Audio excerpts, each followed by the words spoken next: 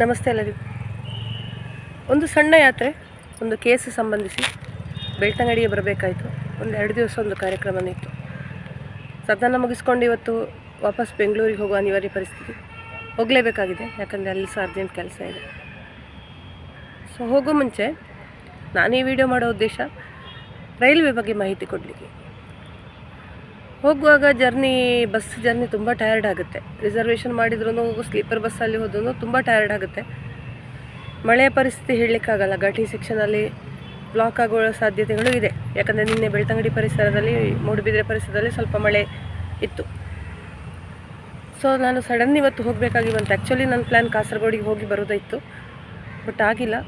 ನಾನು ಸೀದಾ ರೈಲ್ವೆ ಸ್ಟೇಷನ್ಗೆ ಸ್ವಲ್ಪ ಬೇಗನೆ ಬಂದೆ. ಸುಮಾರು 6:15 ನನ್ನ ಟ್ರೈನು. ಇನ್ನು ಕೆಲವೇ ನಿಮಿಷಗಳಲ್ಲಿ ಹೋಗ್ಲಿಕ್ಕಿದ್ದೀನಿ. ಅದಕ್ಕಿಂತ ಮೊದಲು ರೈಲ್ವೆ ಬಗ್ಗೆ ಒಂದಷ್ಟು ಮಾಹಿತಿ ಕೊಡಬೇಕು ಅಂತ ಅನಿಸಿತು. ಮೊದಲೆಲ್ಲ ರೈಲ್ವೆ ಜರ್ನಿ ತುಂಬ ಮಾಡ್ತಿದ್ದೆ ನಾನು, ಪ್ರತಿ ಜರ್ನಿನೂ. ಯಾಕಂದರೆ ಬಸ್ ಟಿಕೆಟ್ ಕಾಸ್ಟ್ಲಿ ಇತ್ತು. ಆಮೇಲೆ ಬಸ್ ಫ್ರೀ ಆಯಿತು. ಬಸ್ಸಲ್ಲಿ ಫ್ರೀ ಬರಲಿಕ್ಕೆ ಸ್ಟಾರ್ಟ್ ಮಾಡಿದೆ. ಬರುವಾಗ ಫ್ರೀ ಬಸ್ಸು, ಹೋಗುವಾಗ ಬುಕ್ಕಿಂಗ್ ಮಾಡಿ ಹೋಗ್ತಿದ್ದೆ ಸ್ಲೀಪರ್ ಬಸ್ಸಲ್ಲಿ. ಸೊ ಇವತ್ತು ಸಡನ್ನಾಗಿ ನಾನು ಡಿಸೈಡ್ ಮಾಡಿದ್ದು ಈ ಟ್ರೈನಿಗೆ ಹೋಗೋಣ ಅಂತ.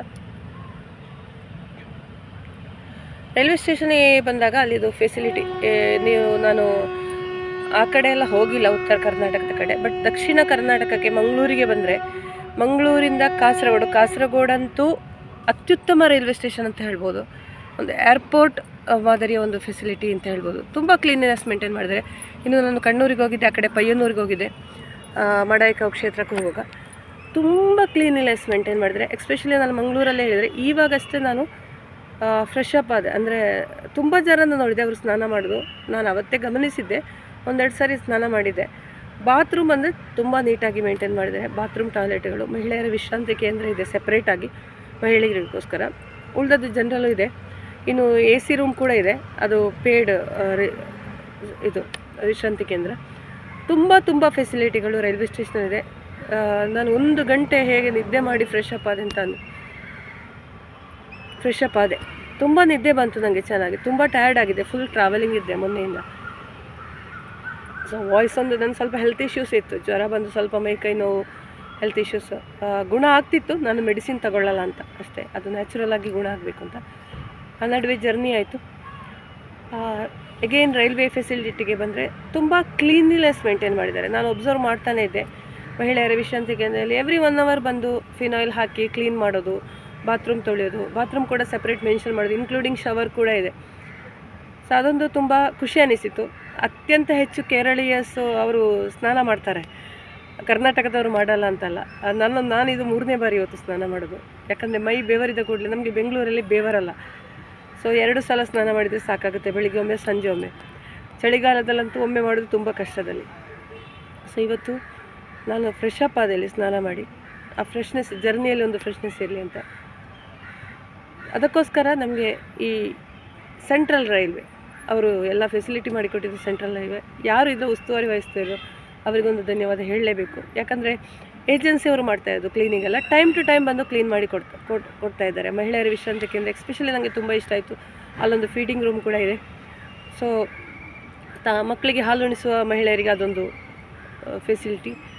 ಹಾಗೆಯೇ ವೆಯ್ಟಿಂಗ್ ರೂಮ್ ಕೂಡ ಕ್ಲೀನಾಗಿ ಮೇಂಟೈನ್ ಮಾಡಿದ್ದಾರೆ. ಚಾರ್ಜಿಂಗ್ ಪಾಯಿಂಟ್ಗಳಿದೆ, ಕ್ಯಾಂಟೀನ್ಗಳು ಇದೆ. ನಾರ್ಮಲ್ ದರದಲ್ಲಿ ಕ್ಯಾಂಟೀನ್ಗಳಿದೆ. ವೆಜಿಟೇರಿಯನ್ ರೆಸ್ಟೋರೆಂಟ್ ಬೇರೆ ಇದೆ.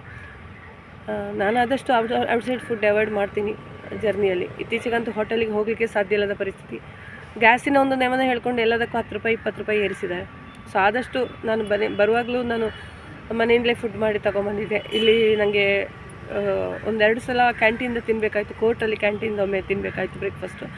ಅದು ಬಿಟ್ಟರೆ ನಾನು ಮನೆಯಲ್ಲೇ, ನನ್ನ ಮಿತ್ರರವರ ಮನೆಯಲ್ಲಿ, ಸಹೋದ್ಯೋಗಿಯವರ ಮನೆಯಲ್ಲಿ ನನಗೆ ಬೆಳ್ತಂಗಡಿಯಲ್ಲಿ 2 ದಿವಸ ಒಂದು ಆತಿಥ್ಯ ನೀಡಿದರು.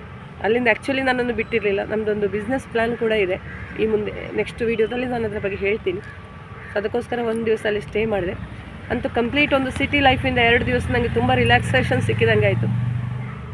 ನೆಕ್ಸ್ಟ್ ಇವತ್ತೊಂದು ಮಹತ್ವದ ಒಂದು ನಿರ್ಧಾರವನ್ನು ತಗೊಂಡಿದ್ದೀನಿ. ಅಂದರೆ ನನ್ನದೊಂದು ಬಿಸ್ನೆಸ್ ಕೆರಿಯರ್ ಬೆಂಗಳೂರಲ್ಲಿ ಸ್ಟಾರ್ಟ್ ಆಗುತ್ತೆ. ಆದಷ್ಟು ನನಗೆ ಸ್ವತಂತ್ರವಾಗಿ ಉದ್ಯಮ ಮಾಡಬೇಕು ಅಂತ. ಯಾಕಂದರೆ ನನಗೆ ಈ ಕೋರ್ಟು ಕೇಸುಗಳಿರೋದ್ರಿಂದ ಒಬ್ಬರ ಒಂದು ಸಂಸ್ಥೆಯಲ್ಲಿ ಕೆಲಸ ಮಾಡುವಾಗ ಪದೇ ರಜೆ ಕೇಳೋದು ತುಂಬ ಕಷ್ಟ ಆಗುತ್ತೆ. ತಿಂಗಳಿಗೆ 5 ಕೇಸ್ ಇದೆ. ಇನ್ನೊಂದು ಅಪ್ಡೇಟು, ನನಗೆ ಮೊನ್ನೆನೇ ಕಾಲ್ ಬಂದಿತ್ತು. ಮೂಡಿಗೆರೆಯಲ್ಲಿ ನನ್ನದೊಂದು ಕೇಸ್ ಇದೆ. ಆ್ಯಕ್ಚುಲಿ ಆ ಕೇಸು ಕಂಪ್ಲೀಟ್ ಕಾನೂನು ಬಾಹಿರ. ನಾನು ಹೋರಾಟದಲ್ಲಿ ಸೌಜನ್ಯ ಪರ ಹೋರಾಟದಿಂದ ಕಂಪ್ಲೀಟ್ ಹಿಂದೆ ಸರಿದಿದ್ದೆ, ಆಲ್ಮೋಸ್ಟ್ ಹಿಂದೆ ಸರಿದಿದ್ದೆ. ನಾನು ಹಿರಿಯ ಇಬ್ಬರು ನಾಯಕರಿಗೆ ಅಂದರೆ ಮಹೇಶ್ ಶೆಟ್ಟಿ ತಿಮ್ಮರೋಡಿ ಮತ್ತು ಗಿರೀಶ್ ಮಟ್ಟಣ್ಣ ಅವರಿಗೆ ಹೇಳಿಯೇ ನಾನು ಸ್ವಲ್ಪ ಸೈಲೆಂಟ್ ಆಗ್ತೀನಿ, ನನಗೆ ವೈಯಕ್ತಿಕ ಕೆಲವು ಸಮಸ್ಯೆಗಳಿವೆ, ಆರ್ಥಿಕ ತೊಂದರೆಗಳಿವೆ, ನಾನು ಈ ವಿಷಯದಲ್ಲಿ ಇಲ್ಲ ಅಂತೇಳಿ ಹಿಂದೆ ಸರಿದು ಆಲ್ಮೋಸ್ಟ್ 1 ವರ್ಷ ಹಾಗೆ ಕಂಪ್ಲೀಟು ನಾನು ಹಿಂದೆ ಸರಿದ ಮೇಲೆ ನನ್ನ ಮೇಲೆ ಒಂದು ಕೇಸ್ ಫೈಲ್ ಆಗುತ್ತೆ. ನನ್ನ ಮೇಲೆಲ್ಲ ಒಂದು 6 ಜನರ ಮೇಲೆ ನಾನು A1 ಆರೋಪಿಯಾಗಿ ಧರ್ಮಸ್ಥಳ IT ಒಂದು ಮಂಜುನಾಥೇಶ್ವರ ಕಾಲೇಜ್ ITI ಕಾಲೇಜ್ ನಾವು ಮಾಡಿರೋ ಕೇಸು. ಅದರದ್ದು ಸಮನ್ಸು ನನಗೆ ವಾಟ್ಸಪ್ಪಲ್ಲಿ ಕಳಿಸಿದ್ರು ಪೊಲೀಸ್ ಸ್ಟೇಷನ್. ಆ್ಯಕ್ಚುಲಿ ನನ್ನ ವಕಾಲತ್ತು ಆಲ್ರೆಡಿ ಹೋಗಿದೆ, ಅಡ್ವೊಕೇಟ್ ಕಡೆಗೆ ಅವರು ಹಾಕಿದ್ದಾರೆ. ನಾನು ಸಮನ್ಸ್ ರಿಸೀವ್ ಮಾಡಿರಲಿಲ್ಲ, ಯಾಕಂದರೆ ನಾನು ಒಂದು ಹೇಳಿದೆ, ನನ್ನ ಕಂಪನಿಗೆ ಬರುವಾಗ ನೀವು ನನ್ನ ಕಂಪನಿಗೆ ಬಂದು ಸಮನ್ಸ್ ಕೊಡಬೇಡಿ, ನನ್ನ ಮನೆ ಅಡ್ರೆಸ್ ಇದೆ ಅಲ್ಲಿಗೆ ಬನ್ನಿ, ಆಫೀಸ್ ಅವರ್ಸಲ್ಲಿ ಡಿಸ್ಟರ್ಬ್ ಮಾಡಬೇಡಿ. ಒಬ್ಬರು ಅಡ್ವೊಕೇಟ್ ಬಂದಿದ್ದರು. ಫಸ್ಟ್ ಆಫ್ ಆಲ್ ಅವರು ನಕಲಿ ಅಡ್ವೊಕೇಟು ಅಸಲಿ ಅಡ್ವೊಕೇಟು ನನಗೆ ಗೊತ್ತಿಲ್ಲ. ಧರ್ಮಸ್ಥಳ ಕಡೆಯಿಂದ ನನಗಾದ ಕೇಸುಗಳು. ಇನ್ನೊಬ್ಬರು ನನಗೆ ಮತ್ತು ಮಟ್ಟಣ್ಣನವರಿಗೆ ಸಮನ್ಸ್ ಇಶ್ಯೂ ಆಗಿರಲಿಲ್ಲ. ಇವತ್ತು ನಿನ್ನೆ ಅಗೇನ್ ಪೊಲೀಸರು ಕಾಲ್ ಮಾಡಿದರು, ಅಂದರೆ ಪ್ರೀವಿಯಸ್ ಡೇ, ಸರ್ ನಾನು ಊರಲ್ಲಿದ್ದೀನಿ, ಬಟ್ ನನ್ನ ಅಡ್ವೊಕೇಟ್ ರೆಪ್ರೆಸೆಂಟ್ ಆಗ್ತಾರೆ, ನಾನು ಆಲ್ರೆಡಿ ವಕಾಲತ್ತು ಕಳಿಸ್ಕೊಡ್ತೀನಿ, ಸೈನ್ ಮಾಡಿ ಬಸ್ಸಲ್ಲೇ ಕಳಿಸ್ಕೊಟ್ಟಿದ್ದೆ, ಅವರು ಹಾಕ್ತೀನಿ ಅಂದರು. ನನ್ನದಂತೂ ವಕಾಲತ್ತು ಹಾಕಿದ್ದೀನಿ. ಗಿರೀಶ್ ಮಟ್ಟಣ್ಣನವರ ವಿಷಯ ಕೇಳಿದರು. ಸರ್ ಸದ್ಯಕ್ಕೆ ನಾನು ಅವರ ಗ್ಯಾಂಗ್ನಲ್ಲಿ ಇಲ್ಲ, ಆ ವ್ಯಕ್ತಿ ಕೊಟ್ಟ ಧಾರವಾಡದ ಅಡ್ರೆಸ್ ಕರೆಕ್ಟ್ ಅಲ್ಲ, ಅವರಿರೋದು ಬೆಂಗಳೂರಲ್ಲಿ.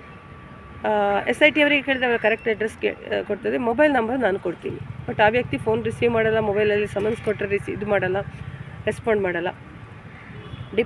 ಪೊಲೀಸ್ ಡಿಪಾರ್ಟ್ಮೆಂಟಲ್ಲಿದ್ದ ವ್ಯಕ್ತಿ, ಪೊಲೀಸಿಗೆ ಕಾನೂನಿಗೆ ಹೇಗೆ ಗೌರವ ಕೊಡಬೇಕು ಅಂತ ಗೊತ್ತಿಲ್ಲದ ವ್ಯಕ್ತಿ. ಕೆಲವರು ಕೇಳ್ತಾರೆ, ಇವತ್ತು ನಮಗೆ ಸ್ವಲ್ಪ ಕಿರಿಕಾಯಿತು, ಫೇಸ್ಬುಕ್ಕಲ್ಲಿ ಕೆಲವೆಲ್ಲ ಕಮೆಂಟ್ಗಳು ಹಾಕಿ ಇದು ಕೆಣಕ್ತಾಯಿದ್ರು, ನೀವು ಡಿ ಗ್ಯಾಂಗ್ ಸೇರಿದ್ದೀರಾ, ಡೀಲ್ ಆಗಿದ್ದೀರಾ, ಕಾಮಂದರ ಪರ ನಿಂತಿದ್ದೀರಾ ಅಂತ. ಅವರಿಗೆಲ್ಲ ಉತ್ತರ ಕೊಡುವ ಅಗತ್ಯ ನನಗಿಲ್ಲ. ನಾನು ಯಾರ ಪರನೂ ನಿಂತಿಲ್ಲ.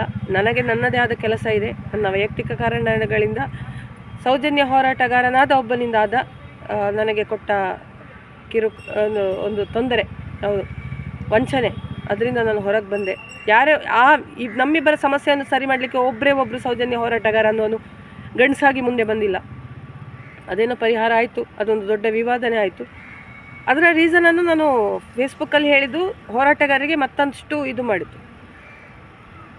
ಅವರಿಗೆ ಸಮಸ್ಯೆ ಅದೇ, ನಾನು ಈ ವಿಷಯವನ್ನೆಲ್ಲ ಪಬ್ಲಿಕ್ ಮಾಡಿದೆ, ಆ ಕಡೆ ನಮ್ಮ ಶತ್ರು ಪಕ್ಷಕ್ಕೆ ಈಸಿ ಆಯಿತು. ಅದಕ್ಕೆ ಕಾರಣಕರ್ತ ಆತನನ್ನು ಕ್ವಶ್ಚನ್ ಮಾಡಿ ನೀವು, ಆ ಯೂಟ್ಯೂಬರನ್ನು ಪ್ರಶಾಂತ್ PRS ಎಂಬ ಯೂಟ್ಯೂಬರನ್ನು ನೀವು ಕ್ವಶ್ಚನ್ ಮಾಡಿ, ನನ್ನಲ್ಲಿ ಕೇಳಬೇಡಿ. ಯಾಕಂದರೆ ಇವತ್ತು ಕೂಡ ಒಂದಷ್ಟು ಮೆಸೇಜ್ಗಳು ಹಾಕ್ತಾಯಿದ್ರು, ನೀನು ಡೀಲ್ ಆಗಿದೆಯಾ, ಡಿ ಗ್ಯಾಂಗ್. ಎಲ್ಲರಿಗೂ ಗೊತ್ತು ಕಾರಣ, ಸೌಜನ್ಯ ಹೋರಾಟಗಾರರಿಗೆ ಪ್ರತಿಯೊಬ್ಬರಿಗೂ ಗೊತ್ತು ನಾನು ಯಾಕೆ ಹೋರಾಟದಿಂದ ಹೊರಗೆ ಬಂದೆ ಅಂತ. ಎಷ್ಟು ಅಂತ ಟಾರ್ಚರ್ ಕೊಡ್ತೀರಾ? ಒಂದು ನನ್ನ ಮೇಲೆ ಮಾತ್ರ ಟಾರ್ಗೆಟ್ ಆಗಿರಬೇಕು. ನಾನು ಹೊರಗೆ ಬಂದರೆ ನನ್ನನ್ನು ಮಾತ್ರ ಟಾರ್ಗೆಟ್ ಮಾಡಬೇಕು. ನನ್ನ ಫ್ಯಾಮಿಲಿಗೆ, ನನ್ನ ಅಕ್ಕನ ಮಕ್ಕಳಿಗೆ, ತಮ್ಮನಿಗೆ ಎಲ್ಲ ತೊಂದರೆ ಕೊಟ್ಟರೆ ನಾನು ಸುಮ್ಮನೆ ಇರ್ತೀನ? ಕೊನೆಗೆ ನಾನು 2 FIR ಮಾಡಬೇಕಾಗಿ ಬಂತು. ತುಂಬ ಕಷ್ಟ ಆಗಿದೆ ನನಗೆ FIR ಮಾಡಿಸೋಕ್ಕೆ. ಸೊ ಇಂತಿಷ್ಟು ವಿಚಾರಗಳು. ಮತ್ತೆ ಸಿಗೋಣ, ಮತ್ತೆ ಮಾತಾಡ್ತೀನಿ. ಯಾರಿಂದಲೂ ನನ್ನನ್ನು ಮಾತಾಡೋ ವಿಷಯದಲ್ಲಿ ಸ್ಟಾಪ್ ಮಾಡೋಕ್ಕಾಗಲ್ಲ, ಯಾಕಂದರೆ ಬಹಳಷ್ಟು ವಿಚಾರಗಳಿದೆ. ಮತ್ತೆ ಸಿಗೋಣ.